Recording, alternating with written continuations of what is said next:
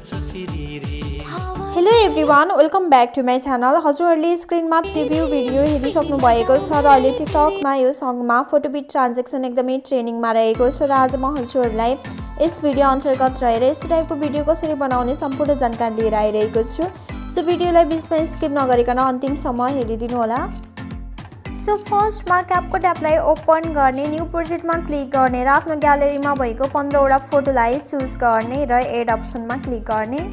So हामीले select गरेको सबै फोटोहरू यहाँनिर आइसकेको छ र फोटोको लास्टमा क्यापकटको वाटरमार्क रहेको हुन्छ। सो इन्डिङ पार्टलाई सिलेक्ट गरेर डिलिट अप्सनमा क्लिक गरिदिने र अब हामीले भिडियोको फर्मेट चेन्ज गर्नुपर्ने हुन्छ। सो फर्मेट अप्सनमा क्लिक गर्ने र 9:16 को रेसियोलाई चुज गर्ने र अब चाहिँ हामीले सबै फोटोहरूलाई जुम गर्नुपर्ने हुन्छ। सो त्यसको लागि फोटोलाई सिलेक्ट गर्दै दुईवटा औँलाको सहायताले स्क्रिनमा फिट हुने गरेर हामीले जुम गर्नुपर्ने हुन्छ। सो मैले आफ्नो सबै फोटोहरूलाई जुम गरि पनि सकेँ। हजुरहरूले पनि यसरी नै फोटोलाई सिलेक्ट गर्दै सबै फोटोहरूलाई कतिको जुम गर्दाखेरिमा ठिक हुन्छ त्यही अनुसारले नै जुम गरेर राख्नु होला। र अब हामीले सबै फोटोको ड्युरेसन मिलाउनु पर्ने हुन्छ र फर्स्ट फोटोको ड्युरेसन हामीले 1.2 सेकेन्डको राख्नुपर्ने हुन्छ। सो फोटोलाई सिलेक्ट गर्ने र औँलाको सहायताले ड्युरेसन मिलाउनु पर्ने हुन्छ र बाँकी 14वटा फोटोको ड्युरेसन हामीले 0.7 सेकेन्डको राख्नुपर्ने हुन्छ।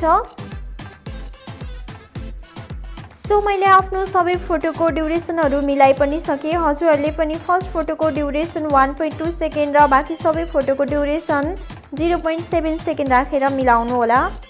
र अब चाहिँ हामीले आफ्नो भिडियोमा इफेक्टलाई एड गर्नुपर्ने हुन्छ। सो इफेक्ट अप्सनमा क्लिक गर्ने, बडी इफेक्टमा क्लिक गर्ने र यहाँनिर हजुरहरूले थुप्रै इफेक्टहरू देख्न सक्नुहुन्छ। सो आफूलाई मनपर्ने जुनसुकै इफेक्ट पनि युज गर्न सक्नुहुन्छ।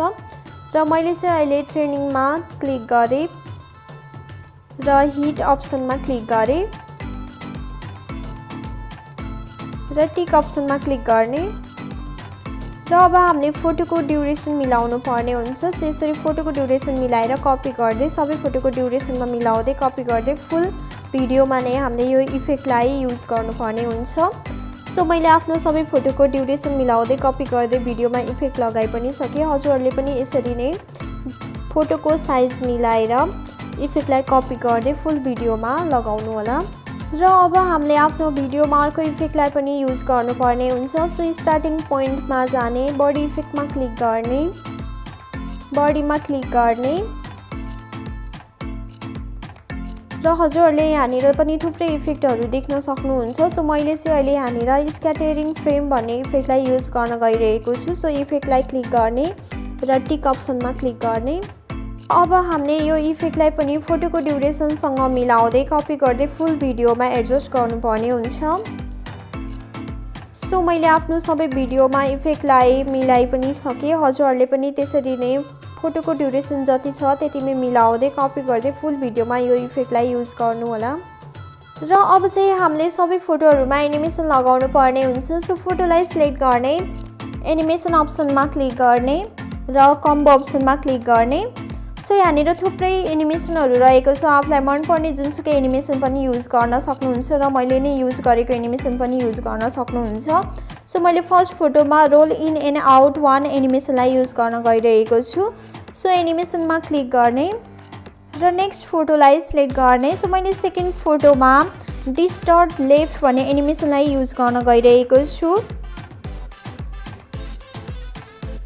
सो त्यस्तै गरेर अब थर्ड फोटोमा मैले डिस्टर्ट राइट भन्ने एनिमेसनलाई युज गर्न गइरहेको छु र अब जति पनि बाँकी फोटोहरू रहेको छ ती सबै फोटोहरूमा हामीले डिस्टर्ट लेफ्ट र राइट एनिमेसनलाई पालै लगाउनु पर्ने हुन्छ। सो मैले आफ्नो सबै फोटोहरूमा डिस्टर्ट राइट र लेफ्ट एनिमेसनलाई युज गरि पनि सकेँ। हजुरहरूले पनि त्यसरी नै फोटोलाई सिलेक्ट गर्दै एनिमेसनलाई सिलेक्ट गर्दै गर्नुहोला र लास्टमा हामीले टिक अप्सनमा क्लिक गर्नुपर्ने हुन्छ। र अब चाहिँ हामीले आफ्नो भिडियोमा साउन्डलाई एड गर्नुपर्ने हुन्छ। सो भिडियोको स्टार्टिङ पोइन्टमा जाने, अडियो अप्सनमा क्लिक गर्ने, साउन्डमा क्लिक गर्ने र एक्सट्र्याक्ट साउन्ड फ्रम भिडियोमा क्लिक गर्ने र भिडियोलाई सिलेक्ट गरेर इम्पोर्ट साउन्ड ओन्ली अप्सनमा क्लिक गर्ने र प्लसको आइकनमा क्लिक गर्ने। सो हजुरहरूले देख्न सक्नुहुन्छ हाम्रो भिडियोमा साउन्ड आइ पनि सकेको छ र अब चाहिँ हामीले साउन्डमा भएको एक्स्ट्रा पार्टलाई स्प्लिट गरेर डिलिट गर्नुपर्ने हुन्छ। सो त्यसको लागि साउन्डलाई सिलेक्ट गर्ने र स्प्लिट अप्सनमा क्लिक गर्ने र नचाहिने पार्टलाई सिलेक्ट गरेर डिलिट अप्सनमा क्लिक गरिदिने। सो हाम्रो भिडियो रेडी भइसकेको छ र यसरी रेडी भएको भिडियोलाई हामीले आफ्नो ग्यालरीमा सेभ गर्नको लागि माथि रहेको एरो अप्सनमा क्लिक गर्ने। सो यहाँनिर थोरै टाइम लाग्छ र हाम्रो भिडियो चाहिँ ग्यालरीमा सेभ हुन्छ र हामीले लास्टमा डन अप्सनमा क्लिक गर्नुपर्ने हुन्छ। सो आजको लागि यति नै। भिडियो कस्तो लाग्यो कमेन्ट बक्समा कमेन्ट गर्नुहोला र आगामी दिनमा यस्तै खालको भिडियो एडिटिङ हेर्न चाहनुहुन्छ भने च्यानललाई सब्स्क्राइब गरी नजिकै रहेको बेल आइकनलाई पनि प्रेस गरिदिनु होला। Thank you so much for watching my videos. Bye bye, see you.